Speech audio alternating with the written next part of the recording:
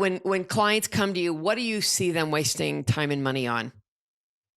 Oh, You the already talked shiny about thing. hiring the wrong agency, but what, Right. what They else? love to waste money on the shiny thing. TikTok.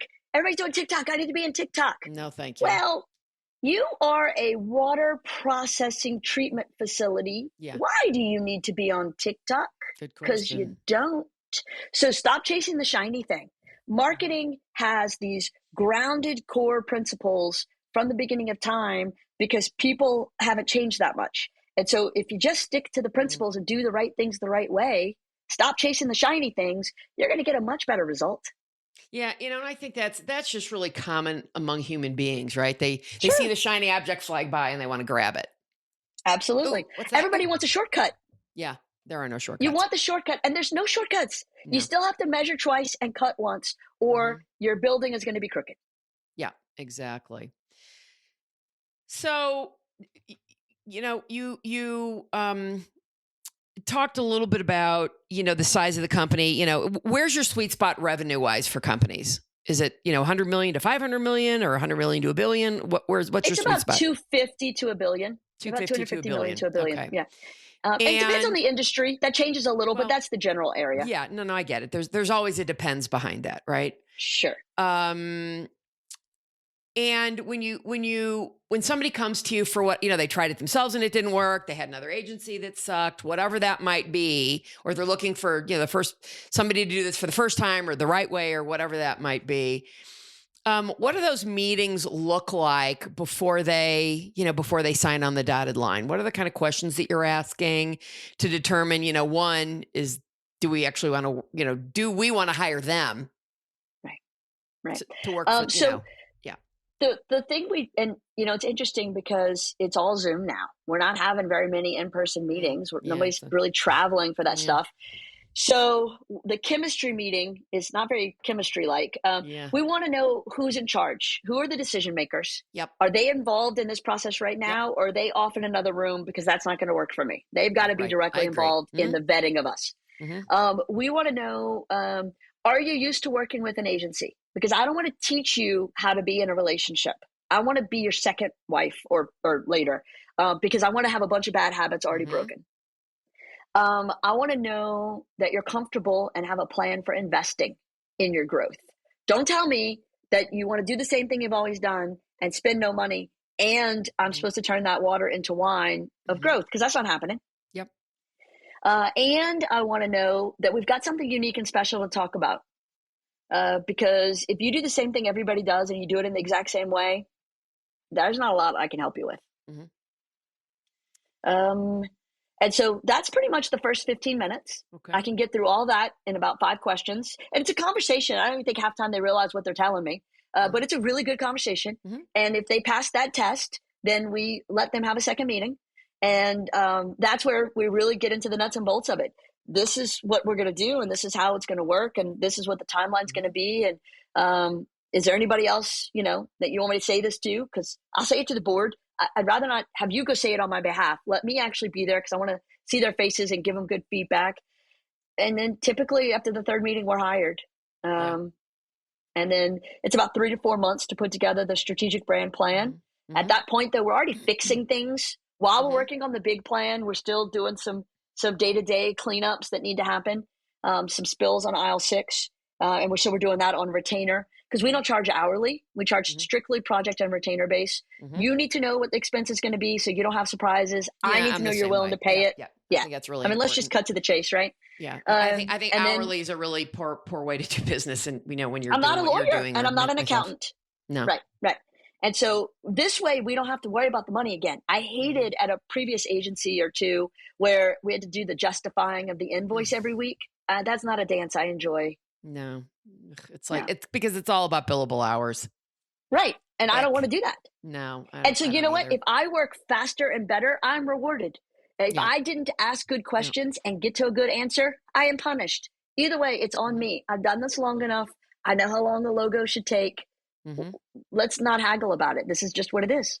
Yeah, I cannot agree more. I just, if, like I said, if you make the mistake, if I make the mistake on my end and I underestimate the amount of time this particular discovery is going to take or something, that's on me. I still got it. I'm still going to do the work because I committed to doing it, Right. Right. you know, instead Right. of coming back That's and how we say, oh, feel. you know what? You owe me another $5,000. Sorry. No, you don't do that. No. You can't And we're do not that. nickel and diamond like No, that. We're just not. it's I not want to right. have, And that's how you get right. loyalty from people also, frankly, By being loyal. hmm 100%. Yeah, I And so, agree. yeah, so that's how we work. And I think that we separate ourselves from the 74,000 agencies by doing those things hmm differently. It hmm works better. And the more successful we are, the more fun I get to have starting other things like Brand Yeah. State U or working on Ultra or whatever. And that keeps me energized. Yeah, and it's interesting. It makes me think about, and this is, I mean, I think this is common among all industries, which is, you know, uh, prospects come to you because they've had a horrible experience with somebody else in your business.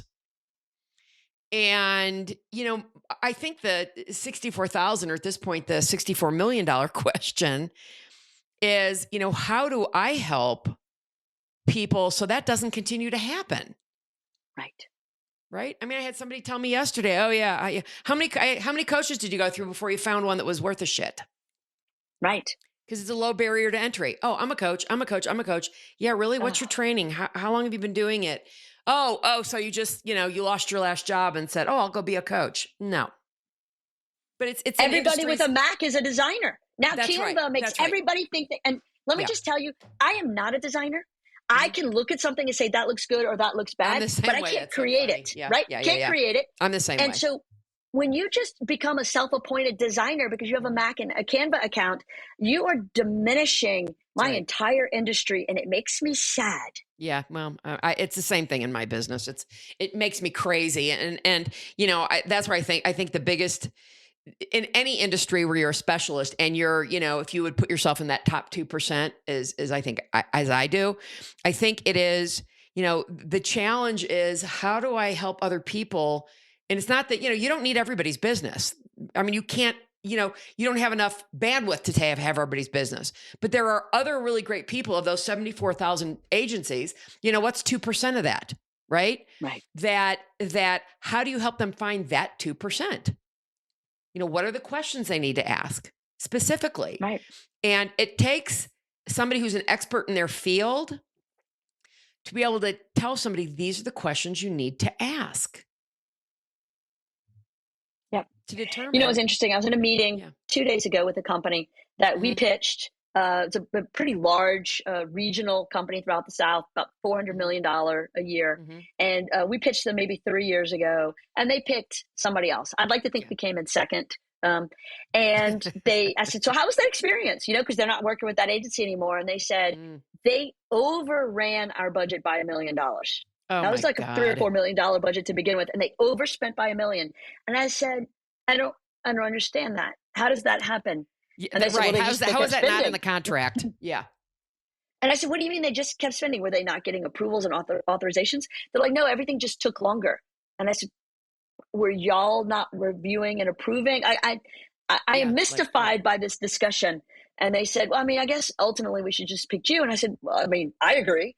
But I don't understand how this But, agency still operates. We were in a I, pitch the other day.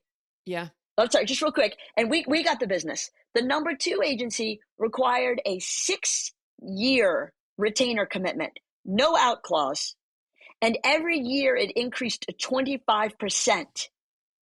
And that was it. And I said, well, you haven't even worked with them on day one yet. There's no trial. They said, no, Yeah. it was either 6 years or nothing. I was like, well, no wonder you picked us. We have a 30-day Mhm. out clause.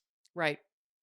I think that's a really interesting point, Jackie, because first of all, if I looked at that, I'd be like, not in a million years. But here's the thing. There are a lot of really large companies with a lot of money, and they are not paying attention to where that money is going. And what they don't realize is the impact on their company of pissing away more money. I mean, when you've got billions of dollars, what's another million? Right. Carol Schultz here. Thanks for watching this excerpt from Authentically Successful. The conversation doesn't end there. So if you want to hear this episode in full and all my conversations with many other successful founders and CEOs, please visit verticalelevation.com/podcast.